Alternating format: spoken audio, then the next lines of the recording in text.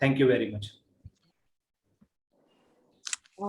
Thank you very much, Dr. Parvez and Dr. Wankhede, for the kind words of introduction. As was the brief given to me, I think last time, 6 weeks ago, we had a Thalassemia Day related webinar on thalassemia, which is one of the hematological disorders, again, which is commonly seen in our area. But today, since it was on the occasion of Sickle Day, which was on 19th of June, and of course, the topic, as you rightly said, was shine the light on sickle. And therefore, we all rightly decided that we must create some awareness about managing sickle amongst us all pediatricians. And therefore, we would take preferably a case-based discussion where we could, along the way, while discussing the case, also look at various management principles related to the case. So I have intertwined the management along with the case. So as we go along, we will look at various aspects of management along with the case presentation. So without wasting further time, I think I will start sharing my slides. But before I begin, I would thank all the patients of sickle cell anemia which we see at MGM. Because they give us various problems or challenges for facing, which gives us a lot of food for thought. And because of that, we go back and read and enrich our knowledge about management of sickle. So first and foremost, I would like to thank our patients, and I would begin by screen sharing.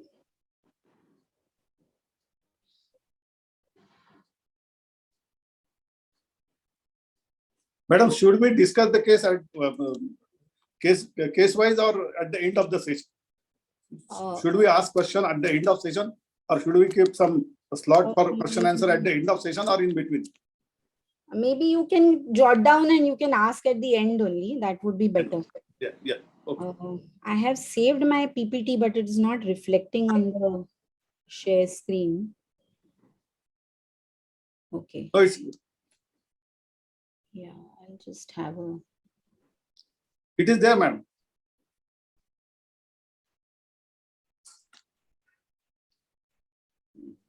I'm not able to. Are you all able to see it? Yes, madam. Yes. I'm not able to. I'm myself not able to see my screen. I don't know. Just now it was there. It was there just now. Okay. Is it visible now?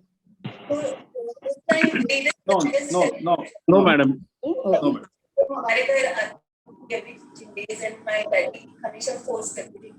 इसमें अच्छी चीजें रहती हैं, इससे knowledge बढ़ता है, general knowledge, इसे पढ़ाकर इसे पढ़ा करो. So there is a joke. Just a sec.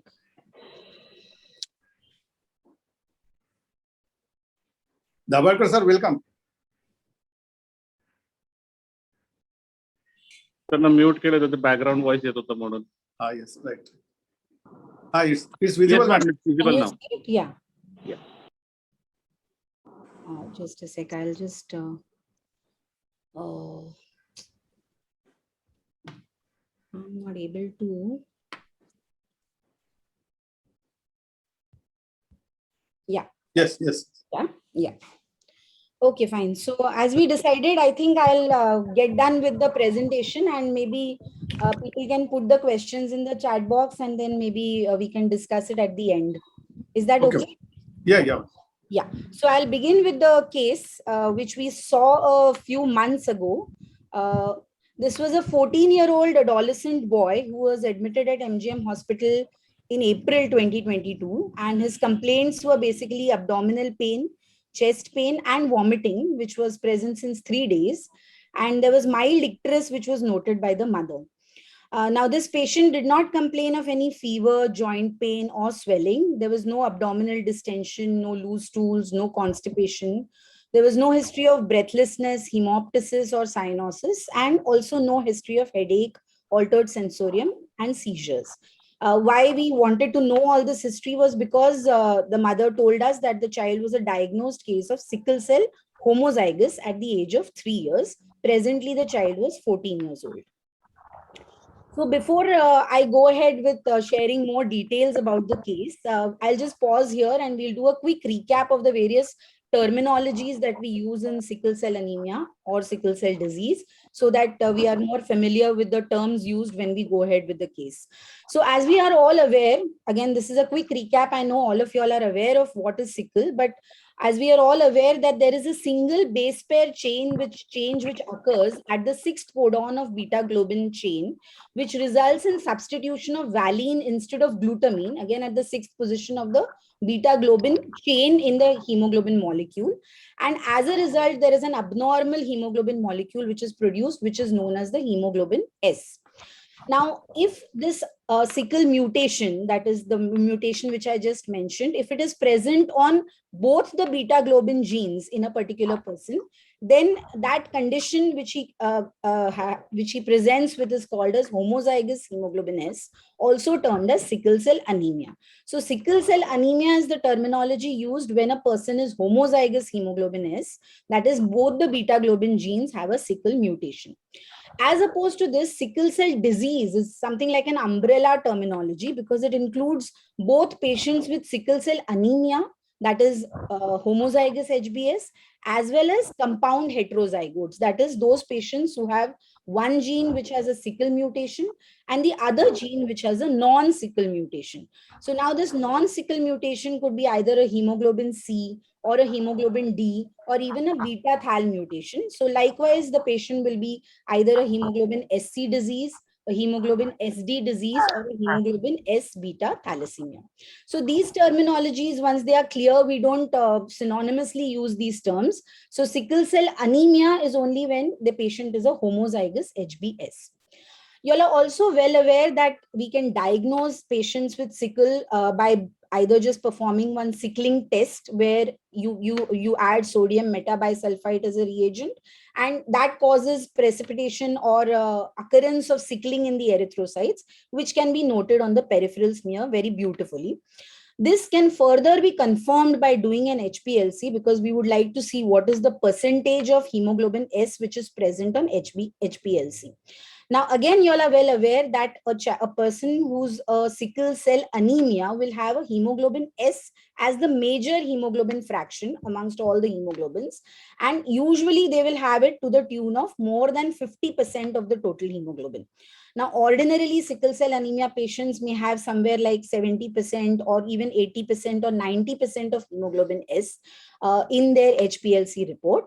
And they may have some fraction of hemoglobin F and either no hemoglobin A or again a minuscule fraction of hemoglobin A. So these patients will usually be sickle cell homozygous or sickle cell anemia as we commonly call them. Now, sickle cell trait patients usually are found to have a hemoglobin anywhere between 30 to 40%. So usually it will be less than 50%, but it will not be very low. It will be to the tune of about 30 to 40%, which explains why even sickle cell trait patients very often have a lot of clinical manifestations.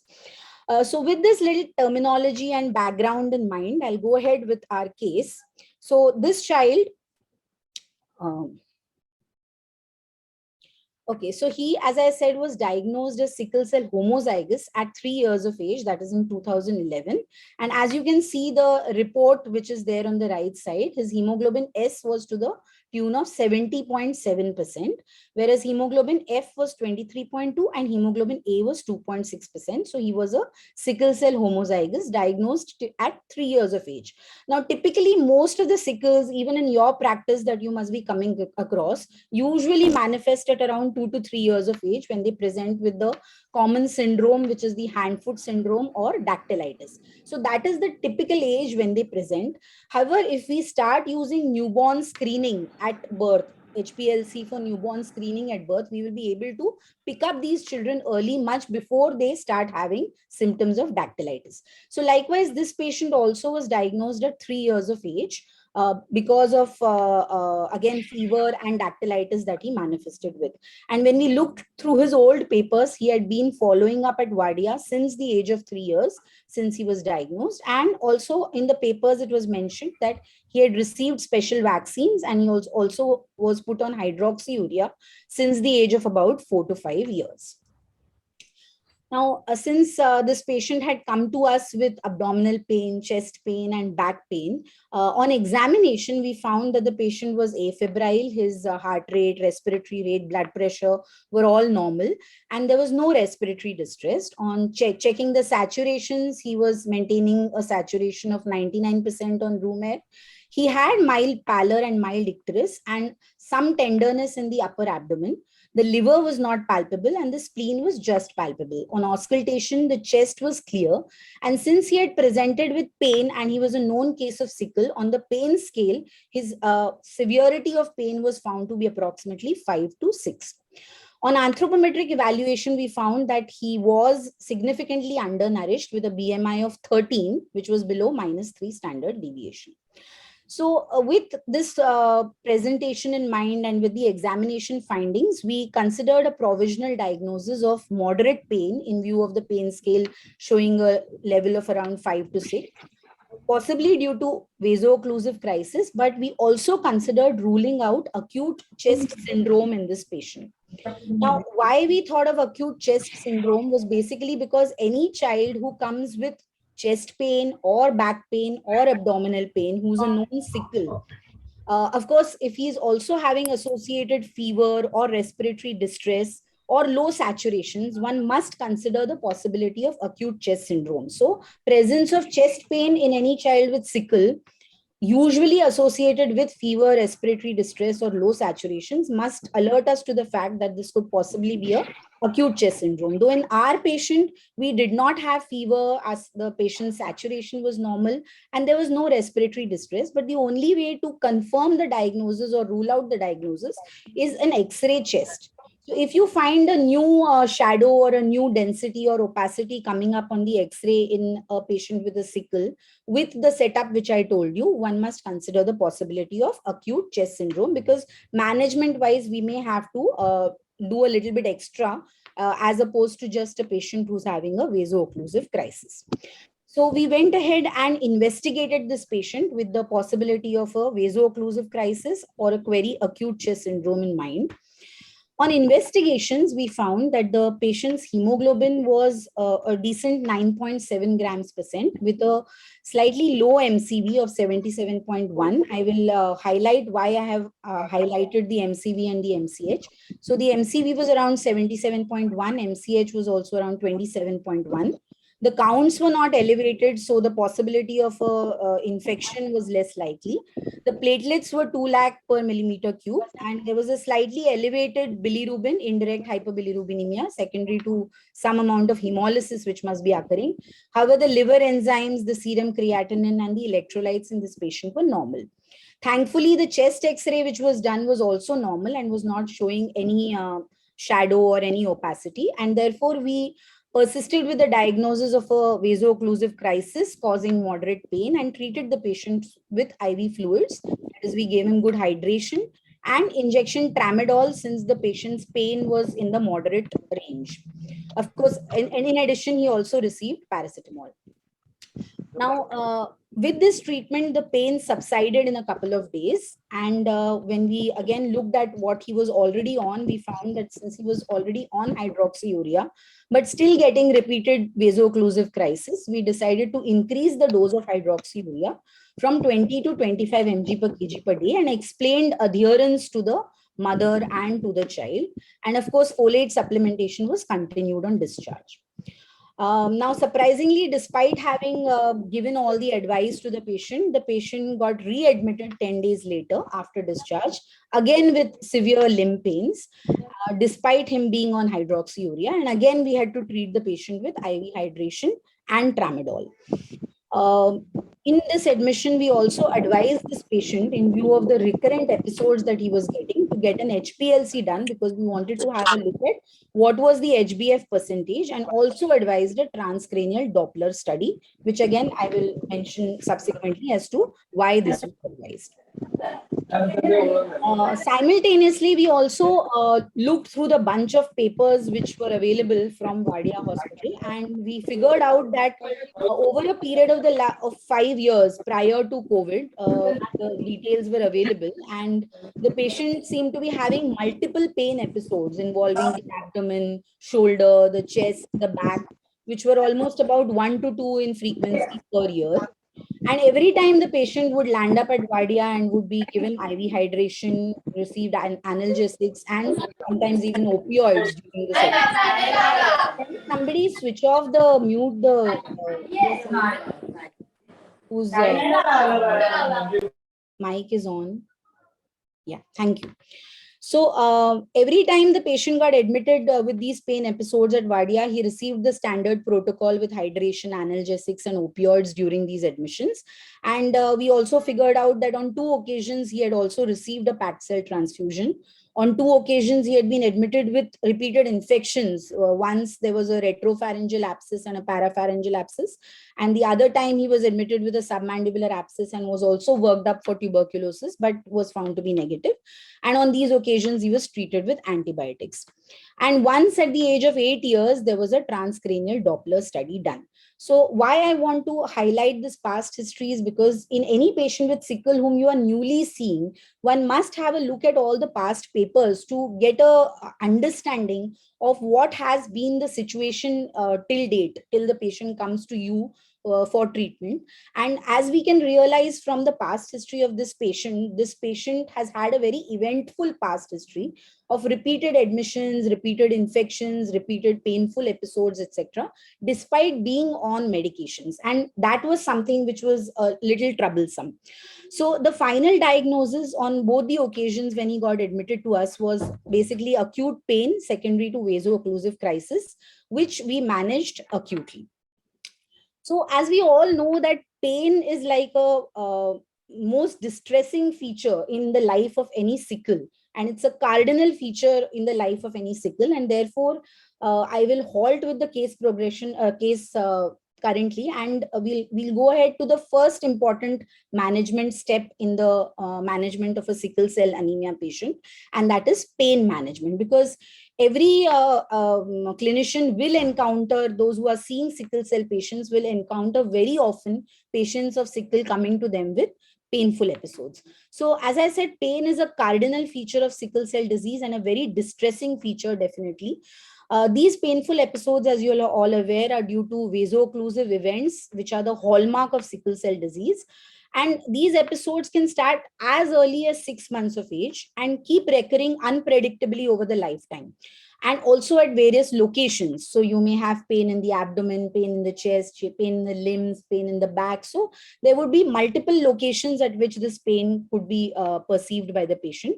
And it is also one of the leading causes for emergency visits and hospitalizations. If you go through the diaries of a sickle cell patient or the admission notes of a sickle cell patient, you realize that most of the hospitalizations in a sickle cell disease patient would be for these painful episodes. Now, it's important that we know how to manage pain in a sickle cell disease patient, because if we want to give a good quality of life to sickle cell patients, it is important that as clinicians, we know how to effectively manage the pain and reduce the painful episodes or prevent the painful episodes, thus ensuring a good quality of life. So various studies have been done which have pointed out that the major barriers to effective pain management in a sickle cell disease patient are, one, most importantly, the limited knowledge of clinicians. As clinicians, we are not very well aware of how to effectively manage pain. Also, very often we inadequately do pain assessments. So pain is a very subjective phenomena, and therefore, in order to know what is the pain grade or the pain scale of the patient, we need to use certain objective criteria and certain self-reported patient criteria. And also, clinicians very often were found in certain studies to have a bias against opioid use, thinking that patients, especially pediatric patients, might develop a dependency on the opioids, and therefore they would use it as less often as possible, or they would try to reserve the usage of opioids. So these were found to be major barriers to effective pain management in the various studies which have been done in sickle patients. So just briefly, let us look at three important aspects of pain in a sickle cell disease patient. First and most important, the type of pain or the location of pain is what should be assessed. Secondly, the severity of the pain has to be assessed. Why the severity of pain needs to be assessed in every patient is because it will first help us determine what is the grade of the pain, and therefore we can tailor our treatment or management of pain depending on the severity of the pain. Very importantly, also, the assessment which we are going to use can also be taught to the patients so that they can also assess the severity of their pain at home. The parents and the patient can assess the severity at home, so that for mild pain cases, they need not have to keep rushing to the hospital every time and getting admitted in the hospital. So that is one important aspect, that is assessing the severity of pain in a sickle cell disease patient. And of course, lastly and most importantly, we have to manage or treat the pain in these patients. So now in sickle patients, you can have two types of pain. One, which could be an acute pain, which occurs abruptly. And like I said, it could occur in the back, in the extremities, over the chest, in the abdomen, etc. And there are certain triggers which can set off this abrupt onset of acute pain, which could be either a physical stress. So either in school, the child has had a little physical stress because of some extra PT classes, etc., which have been there. Or if there has been an intercurrent infection, if there has been, say, in summer seasons, etc., when the child is taking less of fluids, he may have dehydration, which can precipitate this pain. There could be exposure to cold or even exposure to heat, significant heat, which can trigger it. Swimming for prolonged periods is also known to trigger pain in sickle patients, and sometimes in girls, onset of menstruation also is known to trigger pain in sickle cell patients. So we need to understand that the patient needs to be explained about these triggers, so that if he can try and avoid these triggers, it would be better, so that he will not have to experience acute severe pain. We are all aware that this acute pain is caused by a vasoocclusion from the sickled erythrocytes, which results in ischemia and then reperfusion, which again results in inflammation and injury to the vessels. And this pain typically subsides in hours to days after treatment. Very rarely it would take more than about 2 to 3 days to subside. And typically in studies, it has been shown that the average admission duration because of acute pain is roughly about 4 days. As opposed to this, some of the sickle patients can also have what is called as a chronic pain, which is an ongoing pain which is present on most of the days in the last 6 months. And it may be at a particular location, a single location, or it may be at multiple locations. Now, most probably it is driven by a nervous sensitization, but chronic pain is the one which is very physically and psychologically debilitating. So it's like a chronic ongoing pain which is going on. And usually this chronic pain sets in during adolescence and adulthood. So whenever a patient presents to us with pain, we need to understand whether this patient is suffering from an acute pain or whether this patient is having a chronic ongoing pain, and also determine what is the location of the pain. The second aspect which I highlighted earlier was that we must make an assessment of the severity of the pain. And one of the objective ways in which, though it is of course subjective, because the patient is going to tell us what he feels like by looking at this Wong-Baker Faces scale, or there are various other scales also, like a visual analog scale. So there are multiple scales for assessment of pain. And in our clinics, we should probably keep one of these scales and also teach the patient or give one similar Faces scale to the patient, so that at home, whenever the patient experiences pain, he can also grade the severity of his pain. So as you can very well see over here, mild pain is when it ranges between somewhere like 0 to 3. A moderate pain is ranging between 4 to 6. And a severe pain, if the patient shows these particular faces, then it's somewhere between 7 to 10 if we want to put numbers to the faces.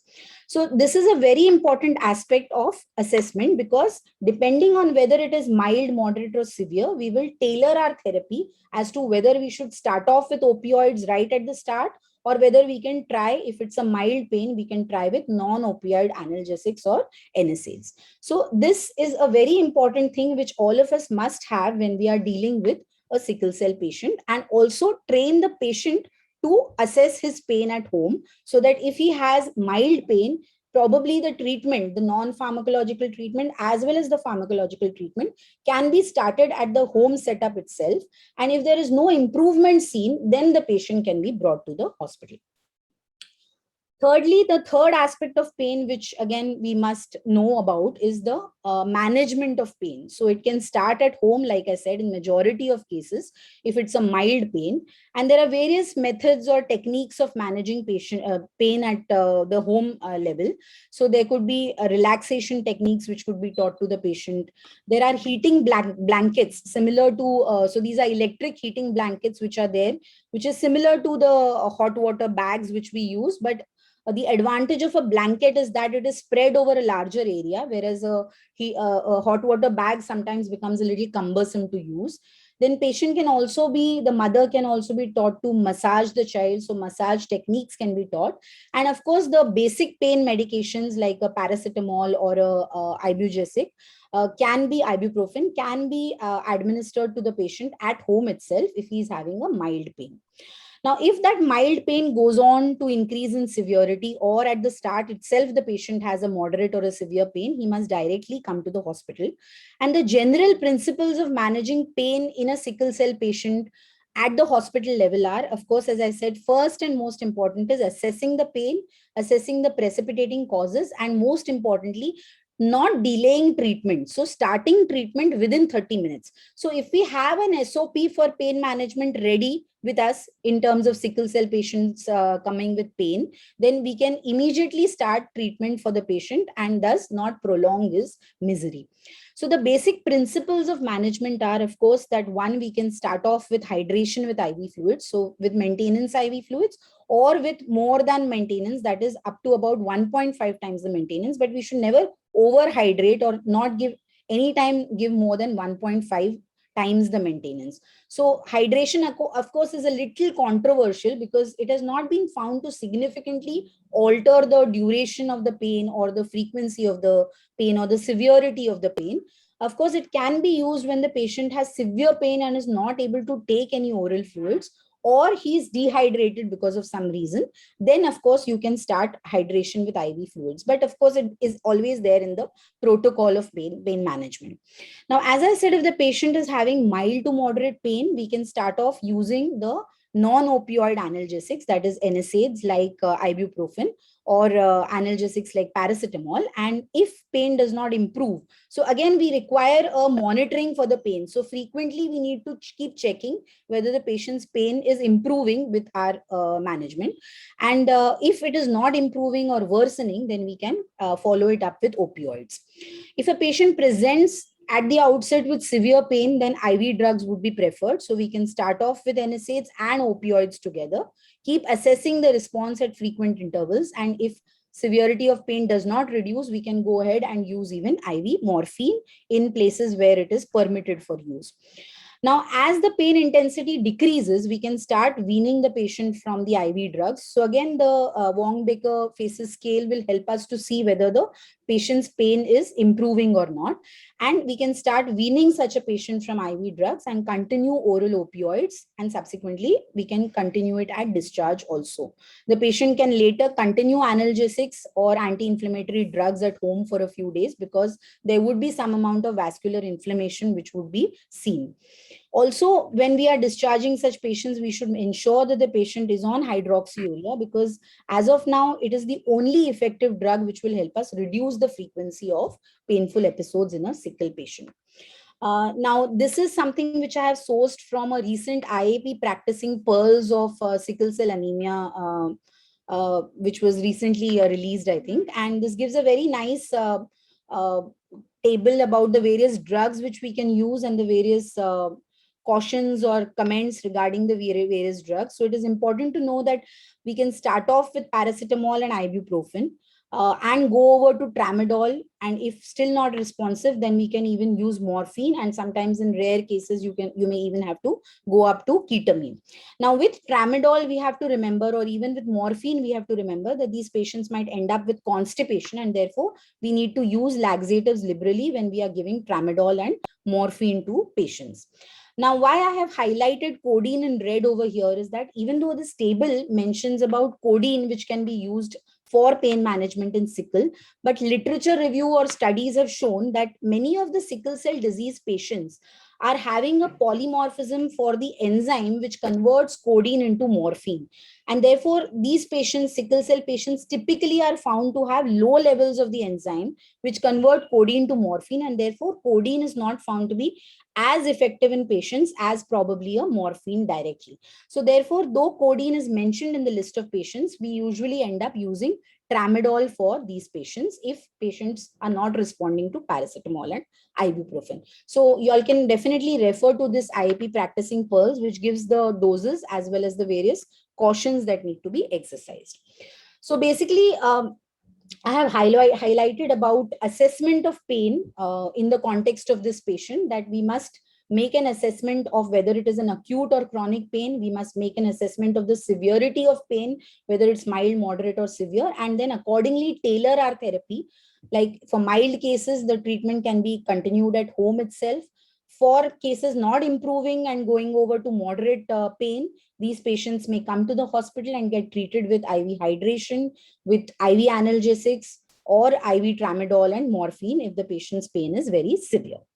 Now, regarding pain, just to highlight a few myths and misconceptions which are commonly there. First and foremost, like I said, very often clinicians avoid using opioids for pain management in children because they think that there'll be dependency to these patients for opioids. But it has been seen that in children, dependency is rare, and therefore we should not withhold opioids and let the patient suffer because of pain.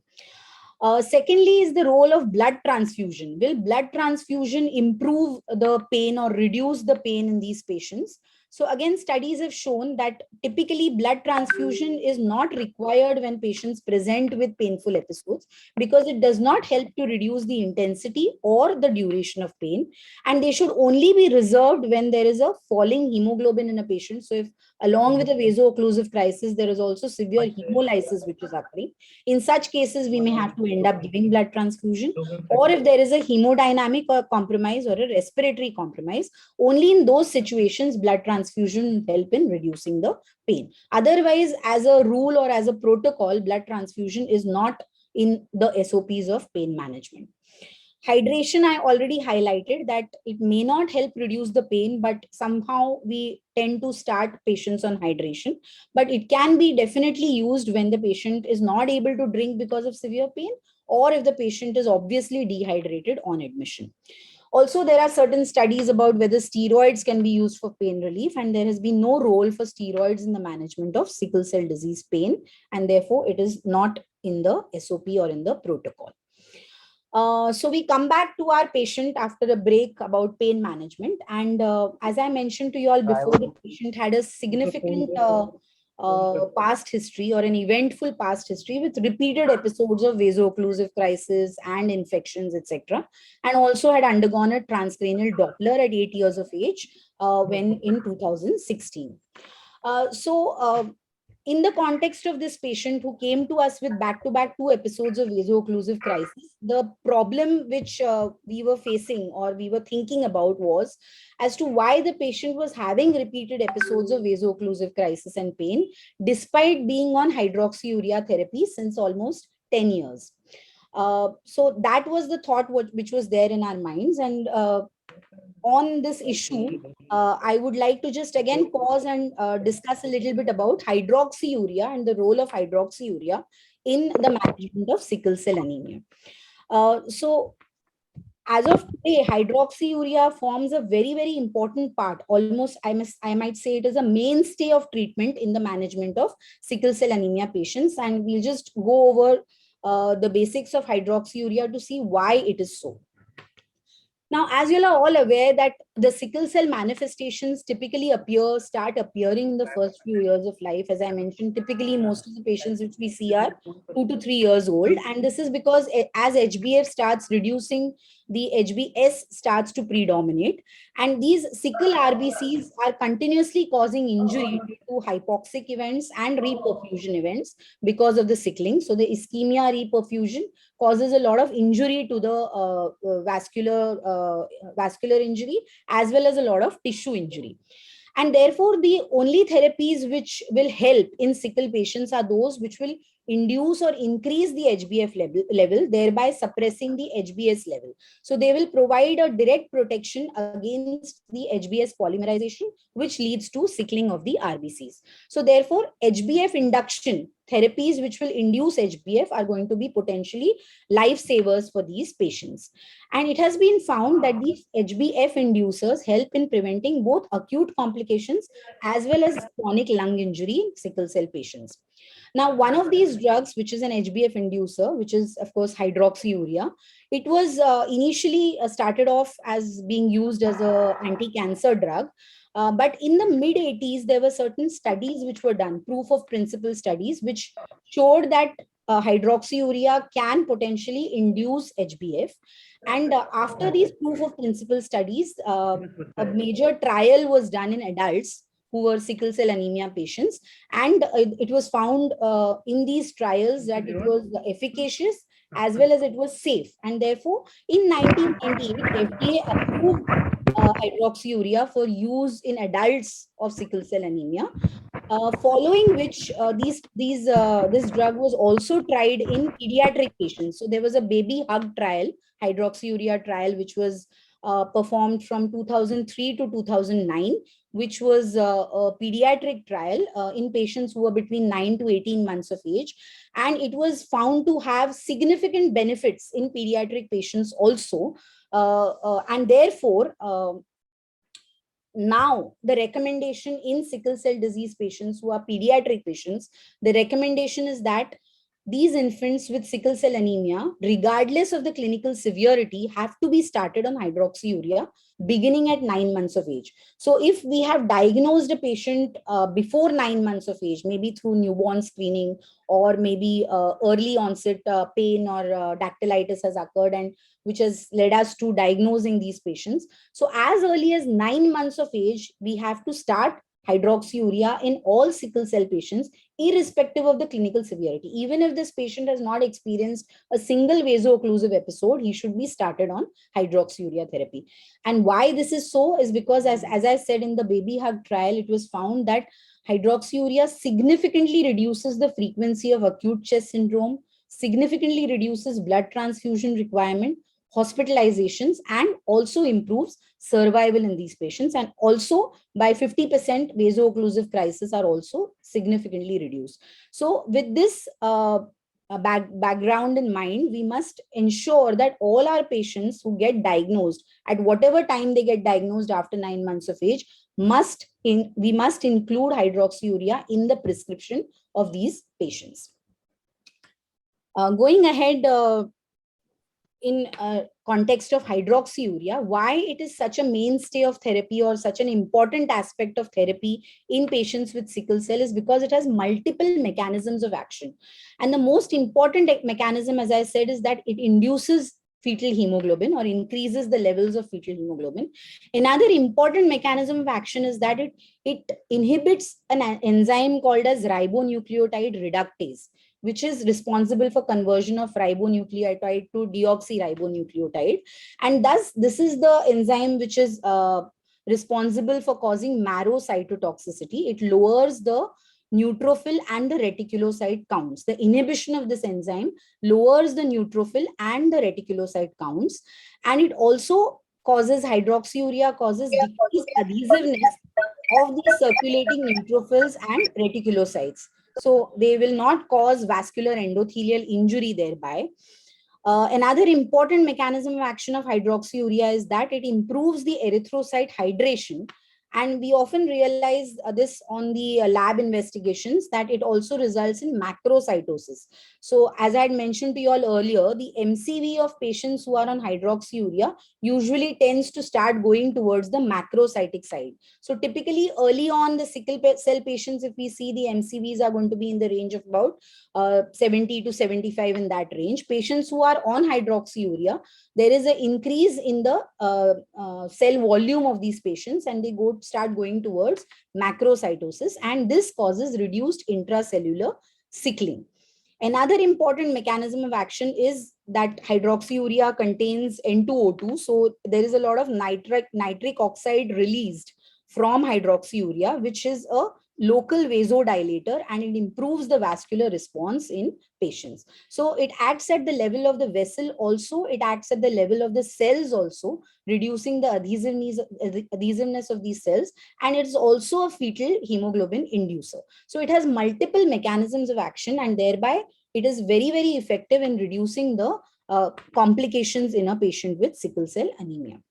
Now, how to use hydroxyurea? I'm sure all of you all must be using hydroxyurea for sickle patients, but studies have shown that despite it being so effective in patients with sickle cell disease, very often we find in studies that only about 25 to 30% of patients who are sickle patients are actually taking hydroxyurea or have been started on hydroxyurea and are taking it in a compliant fashion. So therefore, it is very important that all clinicians should emphasize the importance of hydroxyurea to the patients and ensure that patients are taking it in a compliant fashion, thereby reducing the incidences of vaso-occlusive crisis. So when we start hydroxyurea for these patients, usually the starting dose is 15 mg per kg per day. Of course, hydroxyurea is available only as one strength, that is as a 500 mg capsule. So there is a lot of titration that we have to do when it comes to actually prescribing hydroxyurea. So the starting dose is usually 15 milligrams per kg per day, but we have to remember that we should not start this dose and keep the patient on this dose itself. So we have to keep escalating the dose every 8 weeks by about 2.5 to 5 mg per kg per day till we reach a therapeutic dose. Or if it is clinically indicated, then we may go on escalating the dose to a maximum tolerated dose of 35 mg per kg per day. Now, how do we determine that we have reached the therapeutic dose? Is one, that the instances of vaso-occlusive crisis will reduce, and two, there are certain lab parameters that we have to see. That is, as I mentioned earlier, that you have these neutrophils and reticulocytes, which will be significantly lowering or reducing when you start the patient on hydroxyurea. So that is one of the parameters that we should assess when we start a patient on hydroxyurea at a baseline of 15 mg per kg per day. Then keep reviewing every 2 weekly the CBC reports to look at various lab parameters. And once we achieve that target of an ANC of approximately more than 2,000 and a platelet count of approximately 1 lakh is the time when we have probably achieved the therapeutic dose. And also clinically, we must see whether the patient has also had a reduction in his vaso-occlusive events. So this way we can go on increasing the dose to a maximum tolerated dose of about 35 mg per kg per day. Of course, we may not need 35 mg per kg per day in all patients. As I said, if we reach the therapeutic dose at about 25 mg per kg per day, we can stop at 25 mg per kg per day and then keep reviewing the CBCs every monthly to 2 monthly. As I said, while we are starting this patient on hydroxyurea, we have to continue to monitor the ANC, monitor the reticulocytes, and monitor the platelets by doing initially a 2 weekly CBC and subsequently a monthly CBC. Now, another important problem with hydroxyurea, which we should be aware of, is that it can give rise to a marrow cytotoxicity. So in the short term, it can give rise to toxicity, though practically when we start patients on hydroxyurea, we have not encountered marrow toxicity or ANC dropping below 1,000 or platelets dropping below 80,000 very often in patients. So another important aspect of the toxicity of hydroxyurea is that it is a short-term toxicity and it's a reversible toxicity.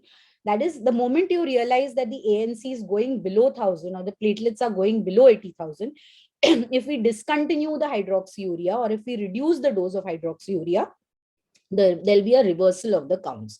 So it's a reversible toxicity, a short-term toxicity, and therefore, if we do proper monitoring, if the patient is compliant and the patient is cooperative and comes for regular follow-ups for monitoring for CBC, ANC, platelet count, etc., then we can look at whether this patient is going in for a toxicity and immediately stop the drug and reintroduce it at around 5 mg per kg, lesser than what he achieved the toxicity. Now, prior to starting hydroxyurea, one must also do a renal function test and a liver function test. In clinical trials, it has been done, but in practicality, though we do it, we don't find any abnormality really seen in renal and liver functions. But because it is excreted by the kidneys, we must at least document a normal renal function prior to starting treatment, which can, of course, be monitored every 2 to 3 monthly. The only other side effects in short term that one can see with hydroxyurea are a mild GI upset. There may be some darkening of the skin or the nail beds, and there may be a mild hair thinning, which the patients may experience. Now, as regards the long-term toxicity, many patients have been on hydroxyurea for almost 10 to 20 years. And though there is always a possibility of some cancers, etc., which may come up in long term, but as of now, there has been no documented long-term toxicity with hydroxyurea. And of course, the benefits of hydroxyurea to a sickle patient far outweigh the possibility or the fear of a long-term toxicity. So it's very important that all patients with sickle cell disease starting from 9 months of age get started on hydroxyurea with a starting dose of 15 mg per kg per day, gradually increasing it every 8 weeks to reach a maximum tolerated dose or a therapeutic dose, at which level the ANC stays above 2000 and the platelets stay just above 1 lakh. So that is the way we would start the patient on hydroxyurea. Now, as I said, how would you monitor hydroxyurea compliance? Why I'm stressing on this is because our patient had been on hydroxyurea for almost the last 10 years, but despite that, he kept having vaso-occlusive episodes. So we also need to ensure that the patient is taking the hydroxyurea capsules in a regular fashion. And how will we know? So just like when we are giving patients iron, we assess whether the patient is compliant on iron or not by asking for stool color. So if the patient says that the stool color is black, we know that the patient is taking his iron regularly. Similarly, there are ways in which we can assess whether the patient is compliant with hydroxyurea. And those lab parameters which help us know whether the patient is compliant or not is one, that from the baseline hemoglobin at which we started the patient on hydroxyurea, there would be a rise in hemoglobin of about 1 to 2 grams %, and also similarly a rise in the PCV. Also, as I mentioned, there would be a rise in the MCV and the MCH from the baseline, because as I said, hydroxyurea induces the red cells to become more macrocytic in nature, and therefore there would be a rise in MCV. And typically we see that patients who are taking hydroxyurea would have their MCVs in the range of about 85 to 90, in that range. If we have a patient following up with us and who tells us that he is on hydroxyurea, but we find that on repeated follow-ups, the MCV is bordering around 70 to 75, we know probably that this patient is not taking hydroxyurea, or probably that we have not given him adequate doses of hydroxyurea to reach that effect. So this is another important parameter, that is a rise in MCV and MCH from the baseline, which will help us determine whether the patient is compliant. Also, there will be a fall in the reticulocyte count from the baseline. There will be a fall in the ANC, but of course we have to see that the ANC does not fall below 1000 on subsequent monitorings. There will be a significant fall in the WBC count also. So we should manage to keep the WBC count in the range of about 3 to 4,000, and a significant fall in the platelet count. We should not allow it to fall below 80,000, but we can keep it somewhere in the range of about 1 to 1.5 lakhs. Then we know that we have reached a reasonable dose, which is also not a toxic dose. Also, along with that, we would experience that on the lab parameters, there would be a fall in the bilirubin levels. So these are all the parameters which will tell us that this patient is compliant on hydroxyurea. But the most important lab parameter which indicates whether the patient is responding to hydroxyurea or not, whether that hydroxyurea is having an effect or not, is the hemoglobin F levels. So since our primary purpose was to induce hemoglobin F in these patients, to see whether or not the hemoglobin F is getting induced by hydroxyurea, we need to monitor the hemoglobin F levels from time to time. And we must get a rise of hemoglobin F levels to at least 40% at the maximum tolerated dose. So as we go on increasing the dose of hydroxyurea and we reach a therapeutic effect, your hemoglobin F levels, if they reach about 40%, okay, so in the range of about 40%, even higher, mostly we don't reach that high levels, but if we reach about 40% also, then it indicates that there is a response to the hydroxyurea. If there is no hydroxyurea response in terms of HbF remaining less than 20%, or if there is no change in the lab parameters also, despite a dose of about 30 to 35 mg per kg per day, it may indicate that the patient is a hydroxyurea non-responder or an inadequate responder. So if only the hydroxyurea lab parameters, if the lab parameters are changing, but there is no response to HbF which is seen, and also there's no response to lab parameters which is seen, so there could be an entity called as a hydroxyurea non-responder or an inadequate responder if we are not finding that despite good compliance, if the patient's hemoglobin F is not improving. So these are all the parameters that one need to monitor when the patient is on hydroxyurea therapy. So there is an article, of course, in Blood Journal where they have looked at whether there is an entity called as true non-responders to hydroxyurea in sickle cell disease. And they found that about 13% of patients whom they reviewed were found to be labeled as hydroxyurea non-responders. But again, in these patients, the maximum level of hydroxyurea which was being used was about only 20 mg per kg per day. So again, we need to titrate the dose of hydroxyurea if to call it a true non-responder, and these patients may actually be false non-responders because the low levels of hydroxyurea doses are being used in such patients. So I think enough about hydroxyurea and its benefits, but suffice it would be to say that it is very vital to the treatment plan in any sickle cell disease patient, and I've highlighted the reasons for the same. Now, coming back to the case, as I explained, we explained the need for hydroxyurea compliance to the patient and to his mother. And as I said, we increased the dose of hydroxyurea, which was at around 20 mg per kg per day, to 25 mg per kg per day. And we planned to increase it further after 8 weeks while monitoring the HbF and other parameters. And also we had it in mind that we will record the frequency of acute pain episodes starting from now on and would monitor the HbF levels. If we find that there is a poor response to hydroxyurea or if there are recurrent pain episodes in this patient, then we would have to consider chronic red cell transfusion therapy, which I will highlight subsequently. So as I said, in the prescription, you would have hydroxyurea as the mainstay, but if there is poor response to hydroxyurea or if there are recurrent painful episodes, then we may have to consider the role of a chronic transfusion therapy even in patients with sickle cell anemia. So as I mentioned, sickle cell anemia patients do not ordinarily require monthly or regular blood transfusions, but there are certain conditions in which you may have to consider putting these patients on a long-term transfusion or a chronic transfusion therapy. So let's look at what are some of these conditions in which you may have to consider putting these patients on long-term transfusion therapy. So one of the most important conditions, as I mentioned, is recurrent vaso-occlusive crisis. So by the term recurrent, we usually mean that if a patient is having at least 3 or more episodes of vaso-occlusion in a particular year, then you may term it as a recurrent vaso-occlusive crisis. So if a patient is having recurrent vaso-occlusive crisis despite being on hydroxyurea optimal doses, then one might consider starting these patients on long-term transfusion therapy. But of course, one of the most important indications for starting a patient on long-term transfusion therapy is a primary or secondary stroke prevention, which is the next management issue which I'm going to be dealing with.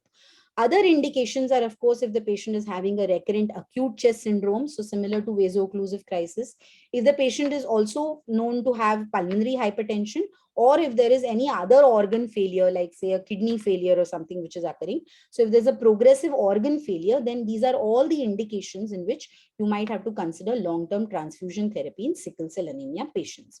As opposed to this, acute conditions which may require a blood transfusion, which I had highlighted earlier, could be an acute chest syndrome, or there could be conditions in which there will be an acute symptomatic anemia, a drop in hemoglobin of more than 2 grams % below the baseline, a parvovirus B19 infection in a patient with sickle, or splenic sequestration crisis. Also in patients who have manifested with an acute clinical stroke, we may have to give acute blood transfusion. So long-term transfusion therapy, we would consider if there is a primary stroke prevention which is required. Now, how do we determine whether we need to start a patient on chronic transfusion therapy based on your stroke prevention measures? In this particular patient, like I said, we started this patient on hydroxyurea at a slightly higher dose.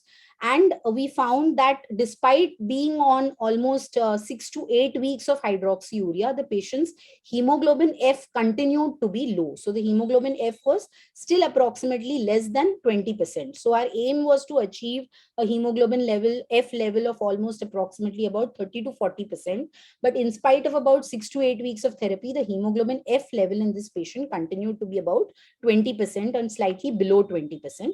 Hemoglobin S again was a towering 64.9%. So again, another aim is to bring down the hemoglobin S levels to less than 30% or at least less than 50%. So with hydroxyurea, despite ensuring compliance and gradually stepping up the dose, we had not achieved our target of improving the hemoglobin F levels or reducing the hemoglobin S levels. So, as I mentioned before, there was something called as a transcranial Doppler study of the middle cerebral artery, which was done in this patient in 2016. And in the context of this patient having recurrent vaso-occlusive crisis and the patient not responding to hydroxyurea, plus the problem of possibility of a stroke in such patients, we also decided to get this patient evaluated by doing a transcranial Doppler study of the middle cerebral artery. So as opposed to the values which we had found in January 2016, where there was a normal result with normal flow in the artery, with no risk for cerebrovascular accident, we found that when we repeated this study in May 2022, when the patient came to us, there was a significant increase in the velocities in the various cerebral arteries.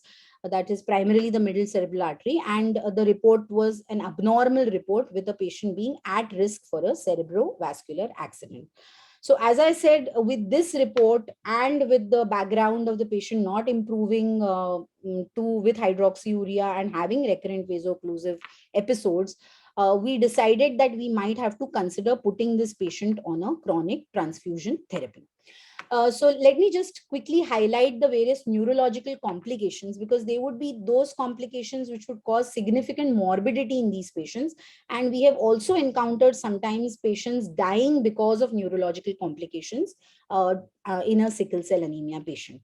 So you can have various neurological complications in sickle cell anemia patients, ranging from headaches to overt or silent strokes to seizures to cerebral venous thrombosis. And one of the most significant conditions which we often see in sickle patients is what is termed as a posterior reversible leukoencephalopathy. In fact, we have had 2 patients of PRES, of which one of the patients died secondary to PRES, and one of the patients, of course, survived and then was found to have a resolution of the lesions which was seen on MRI. So these are the various neurological complications which we can see in a sickle cell anemia patient, of which, of course, strokes would be the most significant, which can cause significant morbidity in patients. And young children who are less than 10 years old are found to have the highest stroke risk if they are having sickle cell anemia. So how do we prevent strokes, either overt strokes or clinical strokes in patients, or subclinical strokes in patients? So the primary prevention of strokes in sickle cell anemia patients can be done by investigating these patients by doing, as I said, a transcranial Doppler study of the blood velocity in the terminal portion of the ICA and the terminal and the proximal portion of the MCA. So these are the 2 vessels where we look for the blood flow velocities by doing a transcranial Doppler study. Now, transcranial Doppler study can be done by 2 techniques. One could be a non-imaging technique, that is the ultrasonographic technique, where you have a probe which is placed in the temporal window, and the ultrasonographic waves or the flow velocities are recorded. Or there could be an imaging technique which uses the MRI for knowing the flow or the velocity of flow in these blood vessels. Now, there are various parameters which the report will give. The most important parameter which is looked at to decide whether or not this is a stroke risk is what is called as the TAM or the TAMX, which is the time averaged mean maximum blood flow velocity. Other parameters that are looked for in the blood vessel are the peak systolic velocity, the end diastolic velocity, the pulsatility index, and the resistivity index. But as I said, the cutoff criteria for determining whether the patient is at risk for stroke or not at risk for stroke is what is the TAM velocity. So let's look at what are these are the parameters that are given to us in the report. And the risk for stroke, as I said, is classified as no risk if none of the arteries are showing a velocity more than 170 centimeters per second. If in the arteries you find a velocity of 170 to 199 centimeters per second, it is called as a conditional risk for stroke. So in such cases, we may have to repeat the same investigation a month or two later to see whether it has increased to an abnormal level, that is increased to a high risk of stroke. So an abnormal report would be a TAM velocity of more than 200 centimeters per second. So if you have a blood velocity or TAM velocity of more than 200 centimeters per second, then the risk of stroke in such patients increases by almost 10 to 20 times higher. And therefore, this cutoff value is the value which is the threshold value wherein you will have a significant risk for stroke, and you may have to modify your management modality in such a patient. So it was found that in a STOP study which was done, a stroke prevention trial which was done in sickle cell disease patients, they found that those patients who were having an abnormal velocity, they were divided into two groups. One group which continued to receive supportive treatment, and the other group which was put on periodic blood transfusions. And it was found that the group which was receiving periodic blood transfusions, the stroke risk reduced by 90% in such patients. And therefore now the protocol of management is that if the patient is having a transcranial Doppler report which is showing an abnormal value of more than 200 centimeter per second of TAM velocity, then such patients need to be necessarily put on chronic blood transfusion therapy. So therefore the recommendation after all this to manage the neurological complications is that TCD should be done in all patients from the age of 2 years onwards up to about 16 years of age. The interval between the TCDs, that is, if you start at 2 years of age and the 2 years value is a normal TCD, then you can repeat at about 12 to 18 months interval if the report is normal. Patients should be screened when their hemoglobin is at a baseline. So if the patients have been transfused and then you screen, you may get abnormal values, false positive values. Or also when the patient is acutely ill, one must not do a TCD screening. So they should be screened when they are not acutely ill or when the hemoglobin is near the baseline. And as I said, values above TAM of more than 200 centimeters per second is the transfusion threshold. That is, at this level, you have to initiate chronic transfusion therapy so as to keep the hemoglobin S levels below 30%. So with this in mind, since our patient was having a significant risk or an abnormal TCD showing a significant risk for stroke, and he had not had strokes previously, so we had to initiate primary prevention for stroke.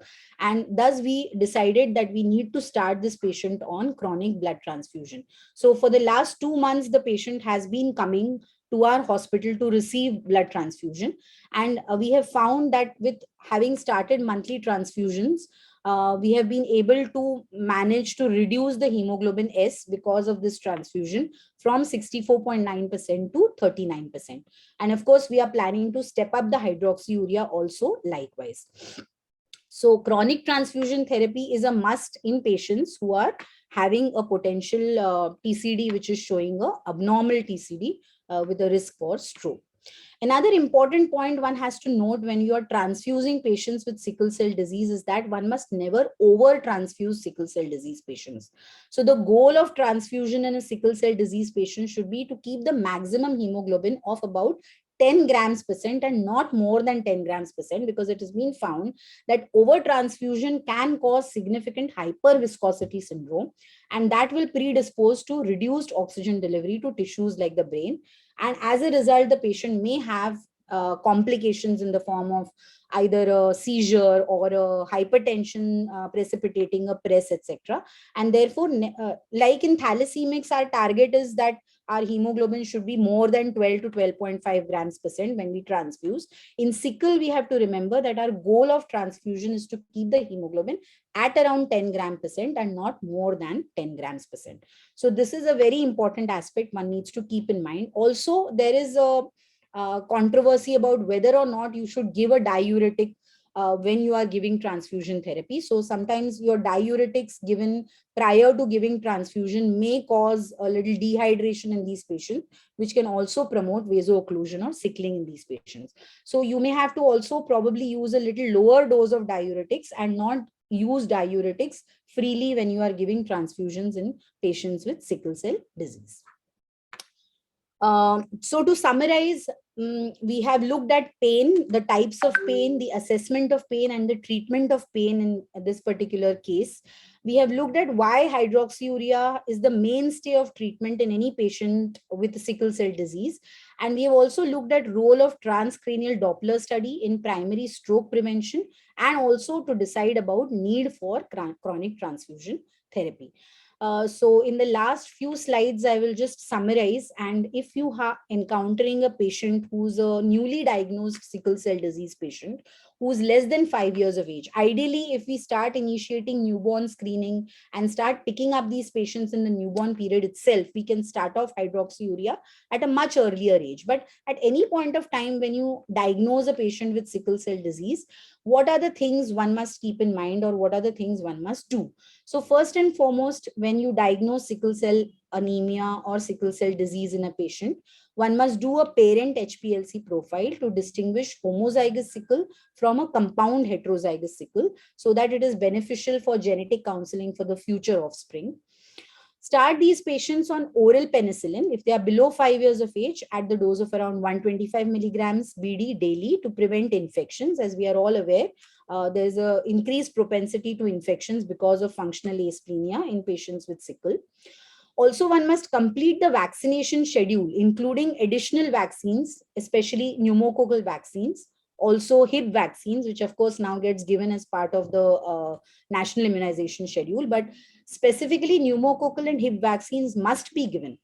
Also, very often we find that sequestration crisis in sickle gets precipitated by various infections. And we have recently had a case where hepatitis E infection in an older child, almost about 14-15 years of age, caused a precipitation of a splenic sequestration crisis in a patient. So therefore, all the possible vaccines must be administered to these patients in order to reduce the chances of infection.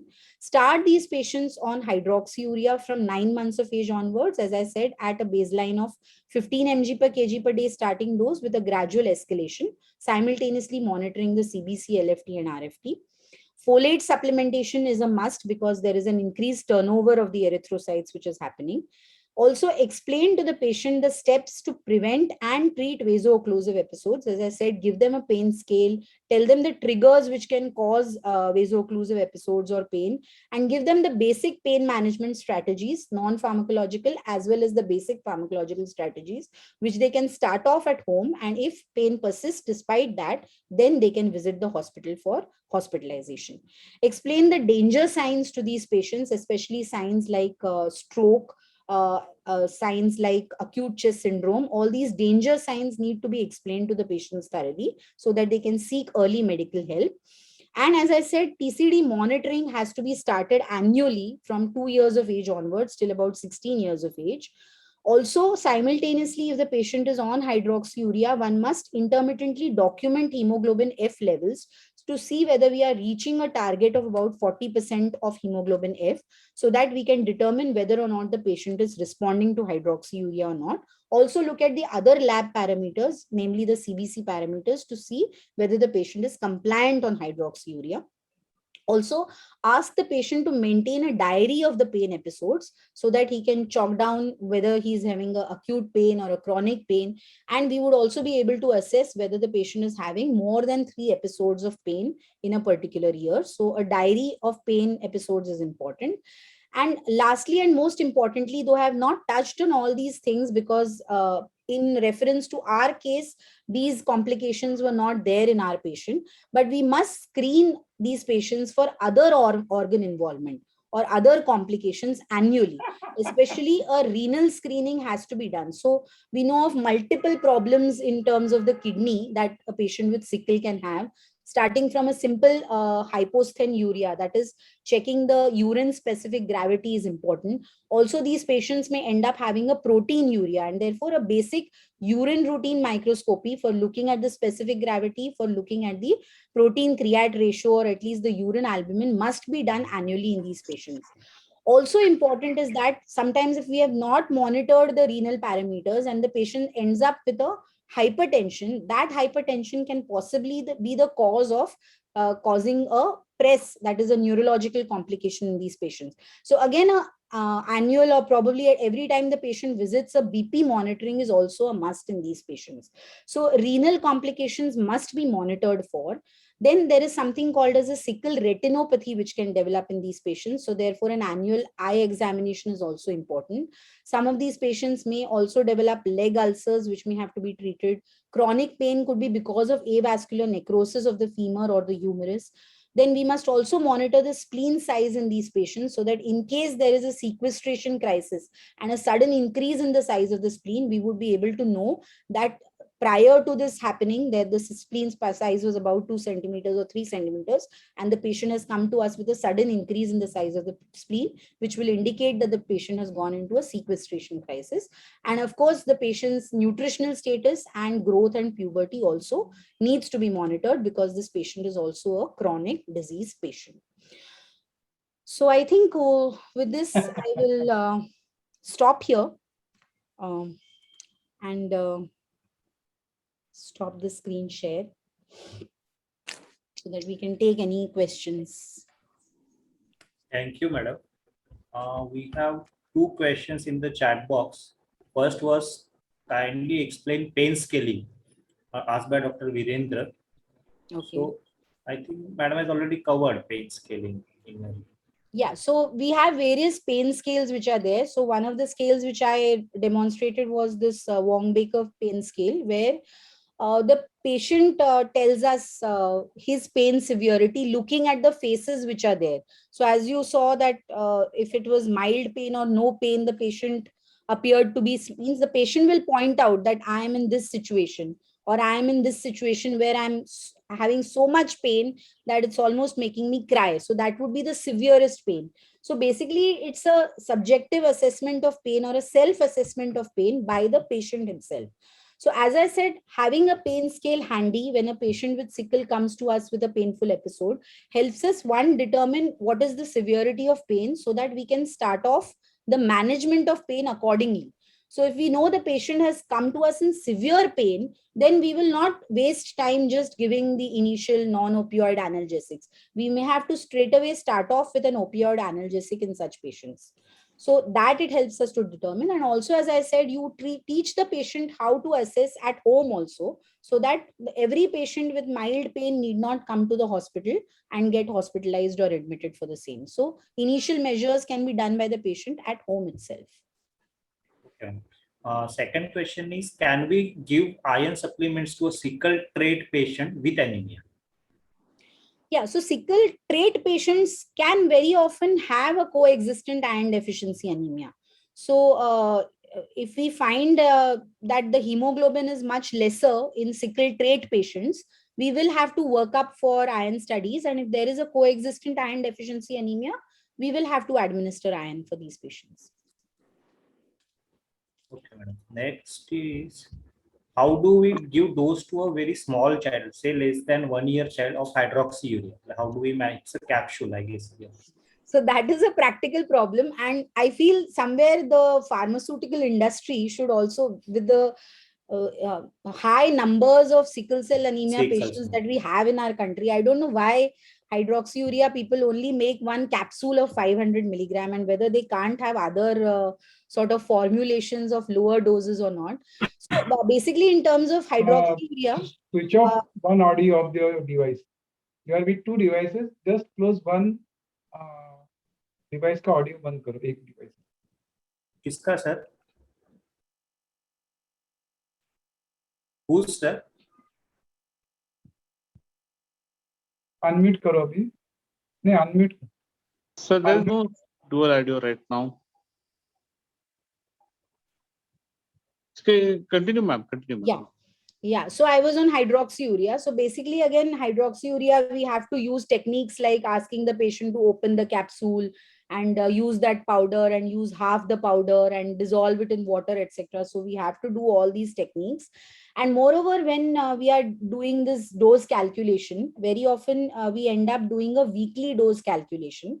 So in younger patients, say if they are about, say, 15 kgs or 20 kgs or so, and their dose is not fitting into 500 mg per day, then we do a weekly calculation of how much dose would be required for the patient over a week, going by 15 mg per kg per day.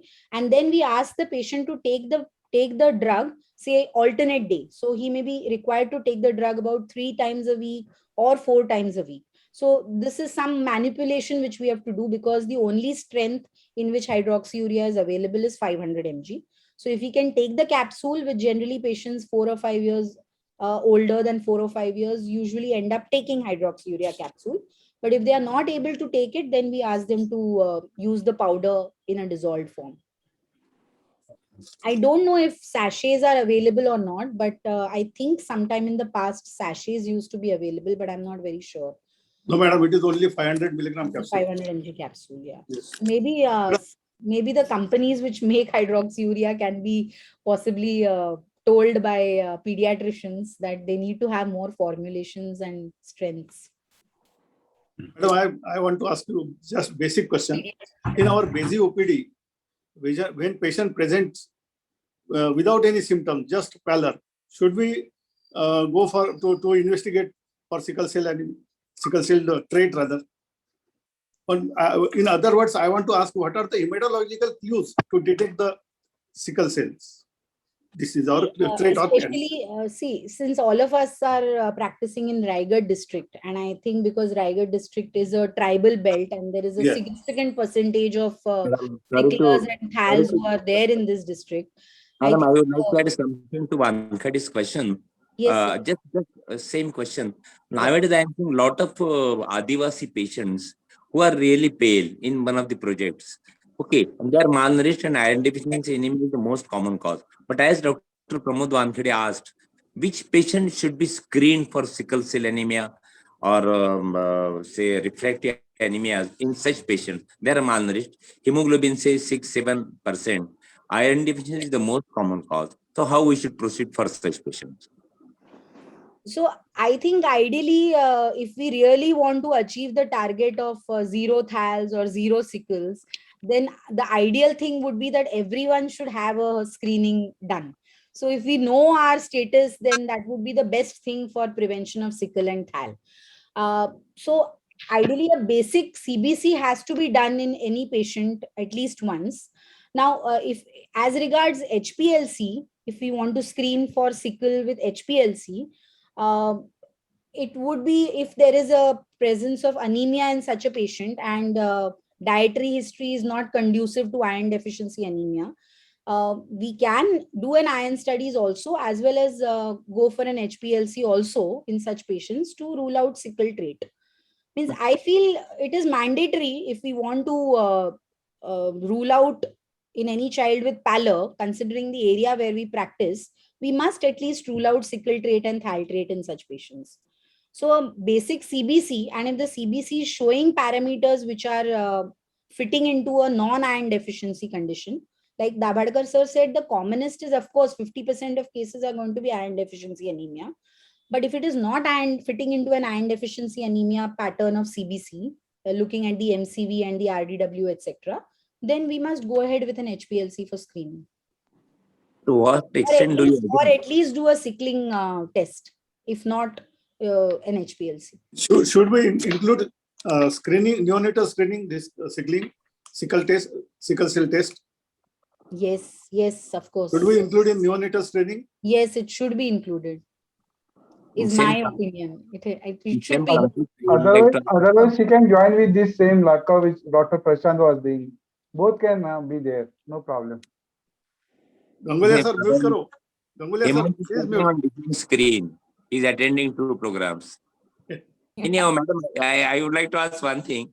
Yes, sir. Suppose baby is anemic, say 6-7 grams of hemoglobin.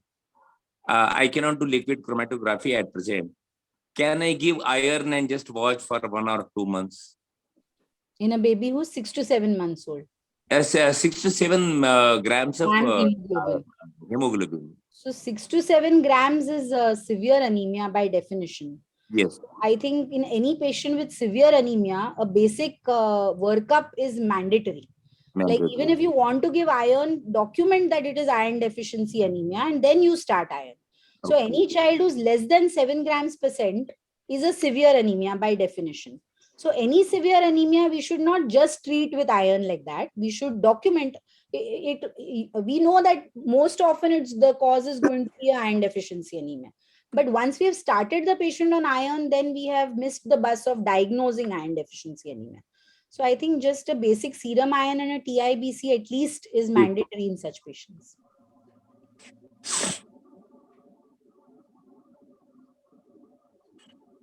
Bageshree, I have one question. Yes, sir. Classically, if you read the books, spleen gets autosplenectomized at age 6 to 8 years. But Yes. Sickle on our side, in fact, they go on growing their spleen beyond 10, 12 years and large spleen. Why certain population has autosplenectomy and why others don't? Why they go on increasing? Any kind of science behind it? So some of our patients are not pure sickles also, not the homozygous sickles. Some of our patients are the sickle beta thals. So in my Sickle experience, thal is okay, but plain sickle also. in sickle also, Sickle thal okay. I mean, they Yeah, may sure. persist to have spleen, but why pure sickle homozygous also sometimes has that? so usually we have seen that even adolescent sickles do have a spleen of about 1 to 2 centimeters. So though technically in books it is mentioned that there is autosplenectomy which happens, but that does not mean that the spleen disappears completely. So in our this thing, we have found that even an adolescent sickle would have about a 2 to 3 centimeter spleen, and sickle thals usually would have a larger spleen compared to a sickle cell homozygous. What is the basic mechanism for it? I'm not aware, but I agree with your experience that we usually don't find absent spleens in these patients. Maybe when they grow slightly more older, which is beyond our age of this thing, beyond 18 years or so, we may have to check whether spleen really disappears or not. So, What are the indication for? behind it? Hello. Yes, sir. What are the indication for blood transfusion? What is the hemoglobin level? In detail. And what is the indication for exchange transfusion in sickle cell? Yeah, so as I mentioned before, blood transfusion is reserved for certain specific indications. So one is, as I said, acute indications and the other is chronic indications. So in acute indications, if a patient has come to you with an acute stroke, a clinical acute stroke, it is mandatory that this patient will require a blood transfusion. Similarly, if a patient has come with an acute chest syndrome and is having a low saturation and respiratory distress or hemodynamic compromise, he's going to require a blood transfusion. Now, again, as you rightly said, there are two ways in which you can give transfusion. One way is by giving a simple transfusion, and the other way is by performing an exchange transfusion, which also is mentioned as either we can perform a manual exchange or we can perform an exchange on a machine, that is a erythrocytopheresis machine. So it has been seen that exchange transfusion again would be better as compared to a simple transfusion, because it will help in reducing that viscosity which you can cause because of a simple transfusion. So because there is more procedure involved in an exchange transfusion, availability of a machine for doing an automated exchange, or even for manual transfusion, you have to have the technique and the procedure properly done. Therefore, very often in our situation, we end up giving a simple blood transfusion rather than giving an exchange. So there would be acute conditions which I had listed before, like a clinical stroke or a acute chest syndrome, sequestration crisis. So suddenly there is pooling of blood in the spleen, you may have to give blood. Also, if there is a aplastic crisis like a parvovirus B19 infection, or anytime if the hemoglobin you find is dropping 2 grams percent below the baseline. So whatever is the baseline of the patient, say he's always at around 8 to 9 grams percent, and you find with infection the child has dropped to more than 2 grams percent below the baseline, then in such a case with hemodynamic compromise, you may have to give a acute simple transfusion. But like you rightly said, you may also go in for an exchange transfusion instead of a simple transfusion, which is more beneficial than a simple transfusion, if you have the facility to do it. Is there any role of zinc, madam? Yes, zinc also supplementation, they have mentioned it may have some sort of an antioxidant role on the red cells. So there is mention in the recommendations that zinc supplementation also can be given along with folate supplementation. Though I have not mentioned it in the final prescription, but zinc can be given. In what way it helps? So the injury which is happening, the vascular injury, which is setting off a lot of oxidative stress in the vessels as well as the cells, it is a sort of an antioxidant protective effect that it can have on the cells and the vascular endothelium. Likewise, even in thalassemia, there is a role of zinc supplementation. So any chronic disease otherwise also will end up with a lot of micronutrient deficiencies.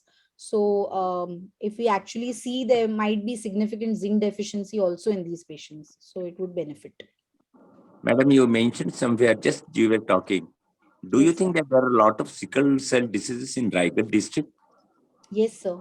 So we had done one study way back in about 10 to 12 years ago in an ashram school. We had looked at all these ashram school kids who were 9th, 10th standard students. Ashram means Adivasi. Yeah, ashram school is Adivasi ashram school. And we had found 6% prevalence of sickle trait in these patients. That is too high. To you. Yeah. So we know that most of the Katkari patients are having a lot of sickle cell disease. And of course, other patients also. What is the prevalence of thalassemia rate in our population? Any idea? So again, in that study which we did, which is an unpublished study, so we had done it for one of the students' thesis. And there we found some 3 to 4% were thal trait and 6% were sickle cell trait. So considerably lesser percentage of thal trait prevalence. Again, it depends on the tribe which they belong to. So my impression was that the Katkaris were more having a prevalence of sickle trait, whereas the Thakar community or the Thakar tribes were more having a prevalence of thalassemia trait. So, but again, detailed studies will have to be done, large studies in the population for determining. Is there any role of hydroxyurea in thalassemia as well? Thal major as well? So thal major, we don't know whether it helps really. There have been studies done by Dr. Rashid Merchant, etc. They have looked at patients of thal major also receiving hydroxyurea. But definitely in the thalassemia intermedia, that is the non-transfusion dependent thalassemias who present slightly later, after about 2 years of age, there is a test which we usually do, which is called as the XMN1 polymorphism. So if a patient is found to be homozygous or even heterozygous for XMN1 polymorphism, it has been seen that hydroxyurea helps to reduce the frequency of transfusion requirement in these patients. So I don't think in thal major or the dependent thalassemias, they really have much role, hydroxyurea, but it has some role in transfusion dependent thalassemias. Madam, in present situation, Yes, sir. is a patient of sickle suffering with COVID, how we should go about it? We'll have to manage the COVID and we'll have to manage the problems associated with sickle. Anything extra? I have not encountered any of my patients with sickle coming with a COVID, but yes, we will have to, anytime a patient gets an infection, a sickle patient gets an infection, yes, it's possible that he may have some complications. So he may end up with either a vaso-occlusive crisis. You may have to differentiate between an acute chest syndrome versus a COVID pneumonia in these patients. Likewise, even the saturations, etc., if they are dropping in these patients, we may have to see, is it because of a complication or is it because of COVID itself? So there will be a lot of diagnostic dilemmas if we have a sickle patient who's coming with COVID infection. And in relation with that, how to differentiate between acute chest syndrome and pneumonia clinically? So clinically, it will almost be same. So we have to consider differentials, that it could be either a pneumonia or it could be an acute chest syndrome. So management wise, always, even if you are suspecting acute chest syndrome, you will still have to start the patient on antibiotics, because just by looking at the x-ray, we can say that, okay, probably this could be an acute chest syndrome. If the patient presents with fever, with chest pain, with a drop in saturation, with respiratory distress, and you find on x-ray that there is a opacity, it could be either a pneumonia or it could be a ACS. So the management protocol would be like almost similar for both of them. But you may have to investigate further and see, probably do a tracheal aspirates or a sputum for culture, etc. And if you find that is negative, then you may probably conclude that it is a ACS and not a pneumonia. But the initial plan of treatment, you will have to start the patient on antibiotics. You will have to give the patient oxygen supplementation. You may have to give the patient blood transfusion if distress is significant, saturations are dropping, hemoglobin is dropping. So that would be required. Is it common? How frequently you get patient of acute chest syndrome? Not that I have seen very frequently. No, more of limb pains and other vaso-occlusive crisis. And as I said, we've seen more of neurological complications in our setup. And we've seen 2 cases of press, and we've seen few cases of splenic infarcts with sequestration also. So those are more often seen. And how to differentiate between growing pains and particularly we come across in children and this bone pain in sickle? So I think in terms of severity, the bone pain is going to be more severe, and it's going to be, bone pain would be like a chronic ongoing pain. So he's experiencing pain almost daily over a year. So that could probably indicate that this is more of a chronic pain because of some underlying bone pain rather than a. And severity wise, I think compared to growing pains, I suppose bone pain would be much more severe. Madam, let me confess, I don't know whether my question is appropriate or not. No, it's okay. We do hemoglobin electrophoresis, and Yes. then now we do this liquid chromatography. Yes, sir. Which process is better, or are there any advantages and disadvantages? It's just the 2 techniques are different. The Techniques are different. Eventually, the report, you will get similar reports. Means report wise, it would not differ. If you have the automated machine for doing an HPLC at a particular center, you can go ahead with an HPLC. The older technique was doing an electrophoresis. Suppose I want to send sample for HBLC. Yeah. Whether should I send that paper or some material? I don't know. No, sir. It's a blood sample only that you have to send. It's an Only blood sample. Yeah, EDTA blood sample only. Bedside test is there, no? So sodium metabisulfite. Yes, yes. It's not a bedside test, but it can be like you will get a quicker result. Like an HPLC, it may take about 2-3 days for the report to come. A sickling, they will put the sodium metabisulfite, they will observe the slide under the microscope, and they will see, actually, you can actually see the cells sickling.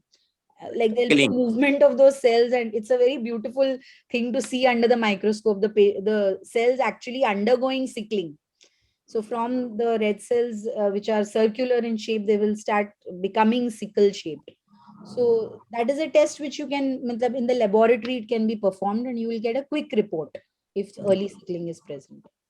Madam, please accept my compliment. It was a very fluent and very good lecture. Thank you, It was like capsule form. We got a lot of information in very less time. So please accept my compliments. Very good. Thank you so much, sir. Ankali sahib, Telugu kami aata. Awesome. Thank you, sir. Thank you, madam. Very crispy, very informative lecture. Thank you. Thank you. Yes, Dhananjay. Yes, sir. Hello. Dhananjay. Yes, sir. Yes. On the occasion of World Sickle Day, which is on 19th of June, we organized this wonderful CME. On behalf of IIP Raigad, I sincerely thank Dr. Bageshree Madam for accepting our invitation. This is our second interaction. Last time we had on thalassemia. Yes, sir. So thank you once again for your wonderful presentation, updating our knowledge about sickle cell, as well as answering all our queries in depth. Thank you once again, madam. Thank you very much, Dr. Parvez sir, for your wonderful moderation.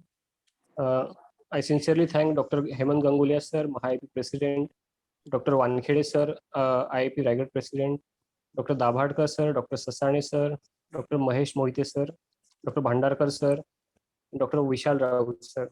Thank you all, and thank you all the delegates who are present on this dais. Thank you very much. Thank you, madam. Thank you very much. There is some question. Dr. Bageshree, there is some question still. Where is the Yes, sir. TCD done? Where is the TCD done reliably? Where is it done? Where? So, sir, Where? we have also recently discovered that it is done at a center in Malad. There is some Gala imaging center, some Dr. Bharat Gala. We do bedside. TCD, Okay. we do a lot of intensive care. Okay. But getting that, I mean, there are a lot of discrepancies person to person. Because to get the flow aligned, we do TCD in a head injury children or stroke patients. Okay. So, means as intensivists, you do it bedside. No, it can be done in our routine machine also. When we do it for intensive care mainly. Okay. But problem is reliability, person to person variation. It's a really big problem. Yes, sir.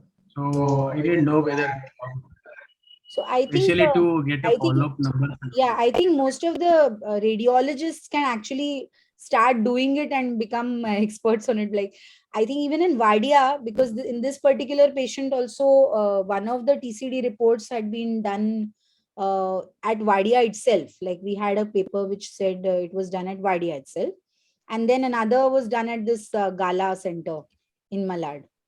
So I also recently discovered where it is done. I was also not aware. Actually, we were doing, I mean, we are discussing this in intensive care group for quite, I mean, last 3-4 years. Yeah. There's a lot of big publication from US itself that original person who started TCD had come on one of our dais. Okay. So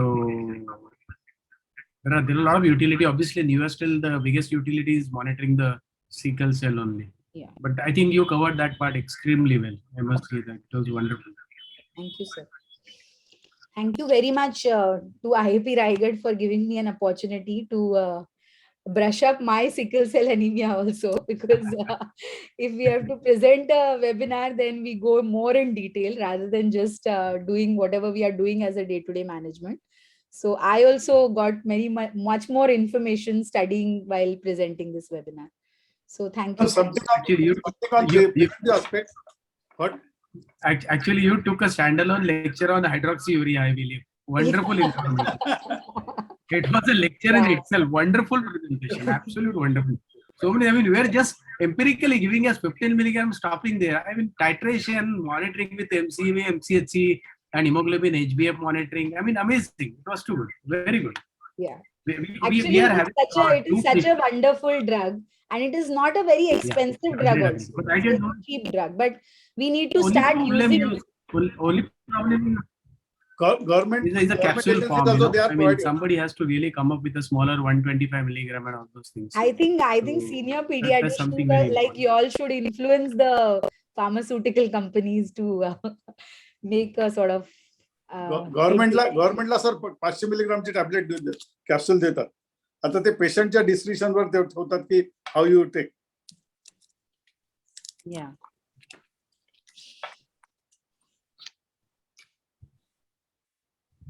Anyway, excellent session, madam. Thank you. Thank you very much. Thank you. Thank you.